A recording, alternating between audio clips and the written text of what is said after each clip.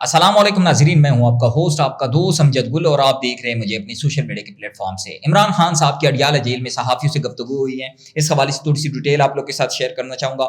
عمران خان صاحب نے کہا ہے کہ توسیع والے امپائرز میں چیف جسٹس قاضی فائز عیسیٰ، چیف جسٹس اسلام آباد ہائی کورٹ اور چیف الیکشن کمشنر شامل ہے۔ توسیع اس لیے دینے کی کوشش ہو رہی ہے تاکہ فراڈ الیکشن کو تحفظ دے سکے۔ عمران خان صاحب نے کہا کہ پاکستان تحریک انصاف کو کرش کرنے کے بعد 8 فروری کا الیکشن کروایا گیا۔ 8 فروری کو جو انقلاب آیا وہ ان کے وہم و گمان میں بھی نہیں تھا۔ 8 فروری کو پی ٹی آئی بغیر لڑے جیت گئی۔ یہ حکومت ان آرو کی پیداوار ہے۔ حکومت سے نہ خرچ کم ہونے ہیں نہ ہی سرمایہ کاری بڑھنی ہے۔ بڑے لوگوں پر بوجھ نہیں ڈال سکتے کیونکہ وہاں مافیاز بیٹھے ہیں۔ نواز شریف نے تو فتح کی تقریر تیار کر رکھی تھی۔ یاسمین راشد جیل میں ہوتی ہوئی بھی جیت چکی تھی۔ نواز شریف کو 74,000 ووٹ ڈلوائے گئے۔ 8 ماہ گزر چکے، الیکشن ٹریبونل کام کیوں نہیں کر رہے؟